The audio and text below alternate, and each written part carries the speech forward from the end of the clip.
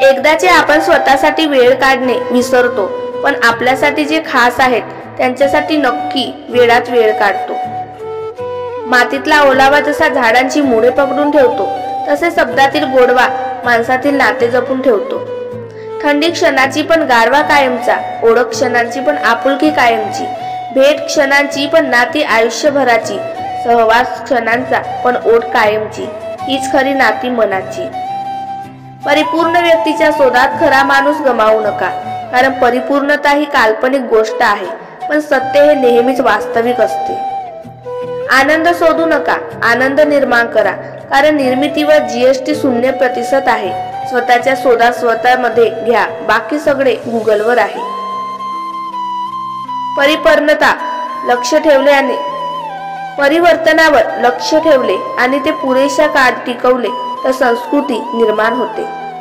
निस्वार्थ भावनेने केलेले कोणतेही कर्म परमेश्वराचे कार्य बनते। एकदा वेळ निघून गेली की सर्व काही बिघडून जाते असे म्हणतात, पण कधी कधी सर्व काही सुरळीत होण्यासाठी सुद्धा काही वेळ जाऊ द्यावा लागतो।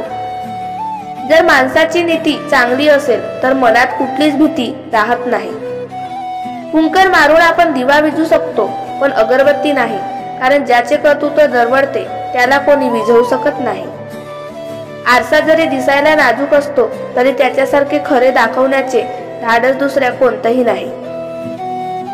आपण त्यांना कधीच बदलू शकत नाही ज्यांना स्वतःच्या चुकांची जाणीव कधीच होत नाही। ज्या हक्काने आपण आपला राग व्यक्त करतो तेवढ्याच हक्काने आपले प्रेम व्यक्त करा। नाते तोडणे सोपे आहे, ते पुन्हा जोडणे खूपच अवघड आहे। जरी कोणी कितीही त्रास द्यायला प्रयत्न केला तरी त्रास करून घ्यायचा नाही, हे आपल्याच हातात असते। आयुष्याच्या पूर्वार्धात कुठल्याही संकटाची झगडणारा व्यक्ती वयाच्या उत्तरार्धात निराश व हतबल असतो, कारण त्याला संकटापेक्षा आपल्याच माणसांनी हरवलेले असते। कारणे देण्यापेक्षा नकार द्या, निदान मन तरी दुखावले जाणार नाही। ज्यांना आपली चूक समजत नाही अशा लोकांना कधीच त्यांची चूक दाखवण्याचा प्रयत्न करू नये, कारण ते इतके मूर्ख असतात की ते स्वतःची चूक तर मानतच नाही, उलट आपल्याला चुकीचे ठरतात। डोके शांत असेल तर निर्णय चुकत नाही, भाषा गोड असेल तर माणसे तुटत नाही। जीवन सुरळीत चालू असते मनापासून जपलेल्या नात्यांवर, पण शब्दही सांभाळून वापरायला हवेत, नाहीतर कधी उद्ध्वस्त होऊ शकते 200 ग्रॅमच्या मोबाईलवर। प्रत्येक गोष्टीची आदर करायला शिका, कारण ना जीवन परत येते, ना जीवनातून गेलेली माणसे, ना गेलेली वेळ। कुणाचे कौतुक कितीही करा, पण अपमान खूप विचारपूर्वक करा, कारण अपमान हे असे कर्ज आहे जे प्रत्येक जण व्याजासह परत करण्याची संधी शोधत असतो। यशस्वी व्हायचे असेल तर कुटुंब आणि मित्रांची गरज असते, पण यशाचे शिखर गाठायचे असेल तर शत्रू आणि स्पर्धकांची गरज असते। जगणे आणि जगून दाखवणे यातला फरक तेव्हाच कळतो जेव्हा जगताना आपण स्वतः कुठेतरी जळतो। जेव्हा आपण लोकांना वेळ देतो तेव्हा त्यांना असे वाटते की आपण नेहमी रिकामे असतो, पण त्यांना हे कळत नाही की आपण फक्त त्यांच्यासाठीच वेळ काढतो।